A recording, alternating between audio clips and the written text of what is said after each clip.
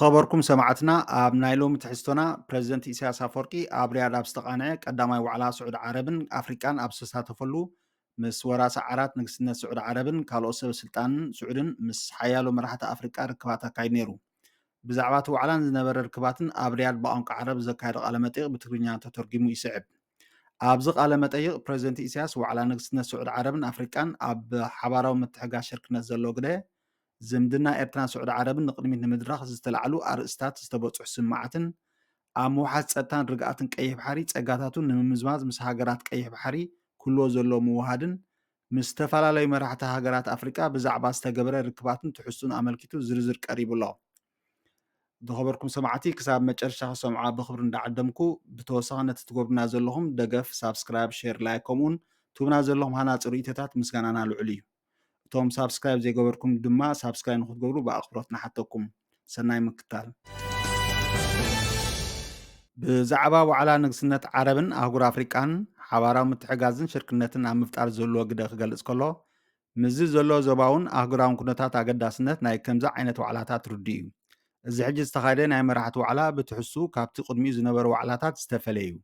ናሓልፎ ዘለና ዞባውን ኣህጉራውን ኩነታት ኣብ ግምት ብምእታው ኣብ ዝተፈላለዩ መዳያት ምትሕጋዝ ሽርክነትን ምምላእን ንምርጋፅ ኣብ እዋኑ ዝቐረበ ዕድመ ነይሩ ክበሃል ይከኣል። ንግስነት ስዑድ ዓረብ ዘለዋ ፀጋታት ቀሊል ኣይኮነን።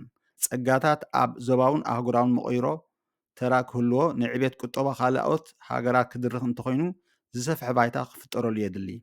ኣፍሪቃውን ገዚፍ ባህርያዊ ፀጋታት ማለት 60% ካብ ፀጋታት ዓለም ክትውንን ኣዝያ ሃብታም ኣህጉር እያ። ይኹን እምበር ገና ኣብ ቅልውላው እውን ሽግርን ትነብር ዘላ እያ። ኣፍሪቃ 1.2 ቢልዮን ህዝቢ ዝነብረላ ኣህጉር ከም ምዃና መጠን ዋላ እኳ ንግዚኡ ብድሆታት እንተለዋ ንመጻኢ ገዚፍ ዕቑር ዕድላት ኣለዋ። ነዚ ኣብ ኣፍሪቃ ዘሎ ዘይርጉእ ኩነታትን ህውከትን ቅልውላውን ከይፈትሓ ግን ልምዓት ክህሉ ኣይክእልኒ። ህዝብታት ኣፍሪቃ ብሰንኪ ብልሽውናን ዝምታ መራሕቱን ምትእትታው ናይ ወፃኢ ሓይልታትን ፀጋታቱ ከይጥቀም ዓብይ ብድሆ ኮይኑዎ ኣሎ። ነዚ ክልተ ረቑሒታት ኣብ ግምት ብምእታው ክፍጠር ዝኽእል ሽርክነት ምምላእን ዓቢ ትርጉም ኣለዎ። ንግስነት ስዑድ ዓረብ ንህሉ ኩነታት ኣፍሪቃ ኣብ ምልዋጥ ኣበርክቶ እንተገይራ ኣብ ዓበይቲ ፕሮጀክታት ልምዓት ክትሳተፍ እንተኽኢላ ካብዚ ገዚፍ ዕቑር ፀጋታት ኣፍሪቃ ክትጥቀም ዕድል ክህልዋ እዩ። ነዚ ፀጋታት እዚ ንምምዝማዝ ከዓ ኣቐዲምካ ሓደ ንፁር መካኒዝም ምፍጣር የድሊ። ንግስነት ስዑድ ዓረብ ኣብ ዓቕምታታ ንምውፋር ቅድም ቀዳድም ኣህጉር ኣፍሪቃ ህዝባን ፀጋታታ ክትጥቀመሉ ዝኽእል ዕድል ኣብ ምፍጣር ንመፃ ወለዶ ምቹእ ሃዋህው ኣብ ምጥጣሕ ኣበርክቶ ክትገብር ኣለዋ። ሽርክነታዊ ምምላእ ኣፍሪቃን ስዑድ ዓረብን በዚ መንፅር እዚ ርኢኻ ኣዝዩ ኣገዳሲ እዩ። ኣብ ኩሉ መዳያት ንፁር ውጥናትን ስትራተጅን ዕላማን ከዓ የድልየካ። ኣብ ዝርዝር ናይቲ ዋዕላ ከይኣተና እዚ ዝተኻየደ ዋዕላ ናይ መጀመርታ ስጉምቲ ክቕፅል እንተኮይኑ ግብራዊ ስጉምታትን ተወሳኺ ርክባትን ምምኻርን የድልዮ። ፈለማ ንሓፈሻዊ ርእይቶ ኣፍሪቃ ምስማርን ዓቕምታቱ ድሉው ምግባርን የድሊ። ንግስነት ስዑድ ዓረብ ድማ ናብ ግብራዊ ስራሕ ዘሰጋግር ብግልፅነት ዝልለ መካኒዝም የድልያ። በዚ ኩሉ ዝተገልፀ ምክንያታት እዚ ዋዕላ ኣብ እዋኑ ዝመፀ ኮይኑ ኣብ መንጎ ንግስነት ስዑድ ዓረብን ኣፍሪቃን በብዞባታትን ዞባዊ ውድባትን ርክባት ምምኻር ግድን ክቕፅል ኣለዎ። በዚ ድማ ነዚ ህሉ ብድሆታት ሰጊርካ ናብ ዝዓበየ ምትሕጋዝ ዘሰጋግር መካኒዝም ክፍጠር ይከኣል። ብዛዕባ ዝምድና ኤርትራን ስዑድ ዓረብን ምስ ወራሲ ዓራት ስዑድን ካልኦት ሚኒስትራት ንግስነት ስዑድን ዝተኻየዱ ርክባት ኣብ እንታይ ኣርእስታት ከም ዝተላዕሉን ዝምድና ኤርትራን ስዑድ ዓረብን ንቅድሚት ንምድራኽ ኣብ መንጎ ክልቲአን ሃገራት ናይ ምትሕጋዝን ሽርክነታዊ መደባትን ኣብ ምንጣፍከ ማዕረ ክንደይ ኣገዳሲ ምንባሩ ክገልፅ ከሎ ብሰፊሑ ክንሪኦ ዘለና እዩ። ኣብ መደባት ልምዓት ኣፍሪቃ ናይ ንግስነት ዓረብ ኣበርክቶ እንተደኣ ኣሎ ኣብ መንጎ ስዑድ ዓረብን ዞባናን ባህርያውን ሃናፅን ዝምድና ኩሉ ግድን እዩ። ንሕና ኣብዚ ጉዳይ እዚ ስትራቴጂያዊ መረዳእታ ኣለና። ሕጂ ምስ እዚ ዋዕላ መራሕቲ ኣፍሪቃን ስዑድ ዓረብን ዝመፀ ኣይኮነን። ኣብ መንጎ ኤርትራን ስዑድ ዓረብን ጂኦግራፋዊ ክልሊ ናይል ቀርና ኣፍሪቃ ቀይሕ ባሕርን ወሽመጥ ዓረብን ዝፈጥሮ ናይ ቀረባ ርክባት ኣሎ። ክልቲኣዊ ዝምድና ምትሕጋዝን ሽርክነትን ኤርትራን ስዑድ ዓረብን ኣብ ክልዚ ጂኦግራፊያዊ ኩነት ዝረአ እዩ። እንተኾነ ብዛዕባ ልምዓት ትሕቲ ቅርፂ ዕደና ፀዓት ማይ ቱሪዝም ካልእን ናይ ምትሕጋዝ መዳያት ክንዛረብ እንተደኣ ኮይና ቅድም ቀዳድም እዚ ዞባ እዚ ርግኣት ክህሉ ኣለዎ። ምስ ካልኦት ምምላእ ኩሉ ኣብ ነንሕዱ ዝተሓገዝ ዝደጋገፍን ርጉእ ዞባ ክህሉ ኣለዎ። ስትራቴጂያዊ ኣገዳስነት ዞባና ርዱእ ኮይኑ ሰፊሕ ሽርክነትን ምምላእን ንምርጋፅ ዘኽእለና ኣህጉራዊ ማያዊ መስመር ግዙፍ ዓቕምታት ኣለና። ኣብዚ ናይ ሓድሽ ዓለማዊ ስርዓት ንምስጋር ኣብ ቀረና መገዲ በፂሕናሉ ዘለና እዋን ኣፍሪቃ ፀጋታታት ተጠቒማ ኣብ ዓለማዊ ቁጠባ ኣበርክቶ ክትገብር እንተደኣ ኮይና ግድን ካብ ታሕሚሽ ክትወፅእ ኣለዋ። ኣብዚ መዳይ እዚ ኣብ መንጎ ኤርትራን ስዑድ ዓረብን ብሓደ ወገን ኣብ መንጎ ስዑድ ዓረብን ከም መራኸቢ ቀለቤት ኣፍሪቃን ማእኸላይ ምብራቕን ዘገልግላ ዞባና ድማ በቲ ካልእ ዝትግበር መደባት ፍሉይ ኣገዳስነት ኣለዎ። ዝምድና ኤርትራን ስዑድ ዓረብን ጂኦግራፍያዊ ሓባራዊ ታሪኻዊ ዝሰረቱ እዩ። ክልቲአን ሃገራት ኣብ ዝተፈላለየ ጽላት ዝውንኦ ዓቕምታት ፀጋታት ኣብ ግምት ብምእታው ከዓ ኣብ ውሽጢ እዚ ዞባ ክግበር ዝኽእል ሰፊሕ ናይ ወፍርን ቁጠባን ምትሕጋዝ ክንውስን ኣለና። ንልምዓት ዝምችእ ሃዋህው ንምፍጣር ዘሎ ፀገማት ንምፍታሕ ኣብ ፀጥታውን መዳይውን ክንተሓገዝ ኣለና። ኣብ ኩለንተን ነዚ ዞባ ዘቆማ ሃገራት ርግኣት እንተዘይተፈጢሩ ብዛዕባ ልምዓት ክንዛረብ ዝከኣል ኣይኮነን። ምስ ስዑድ ዓረብ ዘለና ሽርክነት ነዚ ኣብ ግምት ዝእተወ እዩ ነይሩ። ዕቱብነት ድልውነት ድማ ኣሎ። ምስ ወራሲ ዓራትን ካልኦት ሰበስልጣን ስዑድ ዓረብ ዝገበርናዮ ርክባት ኣብዚ ጉዳይ እዚ ዝቐንዐ እዩ ነይሩ። ሓድሽ ኣይኮነን። መቐፀልታ ናይቲ ብደረጃ ዞባዊ ስትራቴጂያዊ ዕላማታት ንምትግባር ዘኽእል ምቹእ ሃዋህው ንምፍጣር እንገብሮ ምምኽኻር እዩ። ንኤርትራን ስዑድ ዓረብን ዘዳውቕ ቀይሕ ባሕሪ ኣገዳሲ ማያዊ መስመር ዓለምና እዩ። ፀጥታን ርግኣትን ቀይሕ ባሕሪ ንምውሓዝ ፀጋታቱ ንምምዝማዝን ምስ ሃገራት ቀይሕ ባሕሪ ክህሉ ዘሎ ምውሃድን ብዝምልከት ርእይቶ ኤርትራ እንታይ ምዃኑ ክገልፅ ከሎ ኣብ ክልቲ ኣቐዲመ ዝገለፅኮ ዝርአ እዩ። ነዚ ዞባ ኣቂሙ ዘቆሙ 4 ረቑሒታት ነናቶም ፍሉይነት ኣለዎም። ገማግም ናይል እንተወሲድና ብርክት ዝበለ ሃገራት ዝሓቆፈ እዩ። እዘን ሃገራት እዚኣተን ክወሃዳን ዝኽእል ስትራቴጂያዊ ዕላማታት ክህልወን ኣለዎ። ልምዓታዊ ፕሮጀክትታት ንምትግባር ኣብ መንጎአን ስምምዕ ክህሉ ይግባእ። ሃገራት ቀርኒ ኣፍሪቃ እውን ተመሳሳሊ። ንቀይሕ ባሕሪ ብዝምልከት ንሕና ቅድሚ ሓያሎ ዓመታት እማመና ኣቕሪብና ነርና። እቲ እማመ ኣብ ኩነት ዝተመርኮሰ እዩ። ብዛዕባ ውህደት ኣብዚ ኣገዳሲ ኣህጉራዊ ማያዊ መስመር ዝርከባ ሃገራት ክንዛረብ እንተኮይና ብቀዳምነት ዝመፅእ ምርግጋፅ ፀጥታዊ ውሕስነት እዩ። ሃገራት ቀይሕ ባሕሪ ብዘይ ናይ ወፃኢ ምትእታው ባዕለን ወተሃደራውን ፀጥታውን ውሕስነት ናይዚ ኣገዳሲ ማያዊ መስመር ከራግፃ ኣለወን ዝብል ርእይቶ እዩ ዘለና። ብድሕሪኡ ጉዳይ ምትሕጋዝ ኣብ መንጎአን ክመፅእ ይኽእል። ግብረ ሽበራ ንግዲ ምስጋር ደቂ ሰብን ካልእን ዘይሕጋዊ ንግዳውን ንምምካት ንፁር ውጥን ስትራቴጂያዊ ክህልዎን ኣለዎ። ኣብዚ ኣገዳሲ ማያዊ መስመር ፀጥታን ርግኣትን ንምውሓስ ኣብ ወተሃደራውን ፀጥታውን መድያት ናይ ምትሕጋዝ መካኒዝም ክህሉ ኣለዎ። ኩለን ኣብ ገማግም እዚ ባሕሪ ዝርከባ ሃገራት ኣብዚ ጉዳይ እዚ ሓላፍነት ክስከማ የድሊ። ነፍሲ ወከፍ ሃገር ከከም ዓቕማን ትሕዝቶኣን ኣበርክቶ ትገብር። ኣብቲ ዘቕረብናዮ እማመ ኣብ ጉዳይ ምውሓድ ፀጥታ ናይ ወፃኢ ምትእታው ክህሉ ከም ዘይግባእ ገሊፅና ኢና።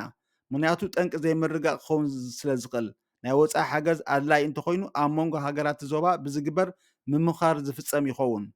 ልኡላውነት ናይዚ ማያዊ መስመር ዝዕቅብ ብሃገራት ናይዚ ዞባ እዩ። ነዚ ድማ መካኒዝም ምትሕጋዝ ክህሉ ኣለዎ። ቀይሕ ባሕሪ ልዑል ስትራቴጂያዊ ኣገዳሲ ዘለዎ ከባቢ ከም ምዃኑ መጠን ኣብ መንጎ ኣባላት ሃገራት ናይዚ ዞባ ዱልዱል ምትእሳር ክህሉ የድሊ።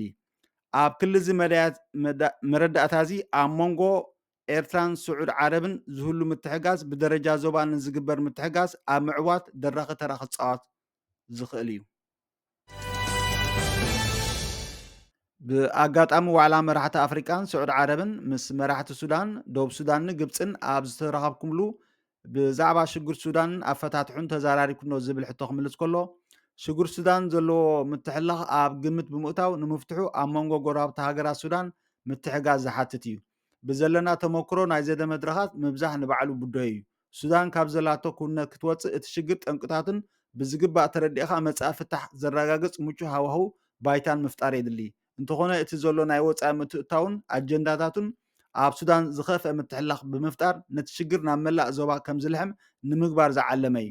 ካብዚ ንምውፃእ ዕቱብን ሓቀኛን ተበግሶ ጎረባብቲ ሃገራት የድሊ። የግዳስ ብዙሕ ተበግሶታት ንባዕሉ ብድሆ ይኾን ኣሎ። ተበግሶ ኢጋድን ሕብረት ኣፍሪቃን ዝበሃል ኣሎ። ተበግሶ ስዑድ ዓረብን ኣሜሪካን ካልኡን ኣሎ። እዚ ነቶም መፍትሒ ከቕርቡ ዘይክእሉ ኣብ ውሽጣዊ ጉዳይ ሱዳን ኣትዮም ርግኣት ዞባና ክህውኹ ዝደልዩ ናይ ወፃኢ ሓይልታት ምክንያት ምፍጣር እዩ። ጉዳይ ሱዳን ንምፍታሕ ሓደ ናይ ዘተ መኣዲ ጥራይ ክህልዎ ዘለዎ። ብዛዕባ እዚ ጉዳይ እዚ ምስ ኣሕዋት ንግስትነት ስዑድ ዓረብ ምስሪ፣ ሱዳን፣ ደቡብ ሱዳንን ንዘራረበሉ ኣለና። ጎረባብቲ ሃገራት ዝወስዶ ናይ ካይሮ ተበግሶ እውን ኣሎ። እዘን ሃገራት በቲ ኣብ ሱዳን ዝካየድ ዘሎ ምዕባለታት ብቐጥታ ዝፅለዋ እየን። ስለዚ ሽግር ሱዳን ንምፍታሕ እቲ ዝበለፀ ናይ ዘተ መንበር ንሱ እዩ። ኣብ ናይ ካይሮ መንበር ስዑድ ዓረብ ኣይተሳተፈትን። ዘይምስታፋ ጌጋ እዩ።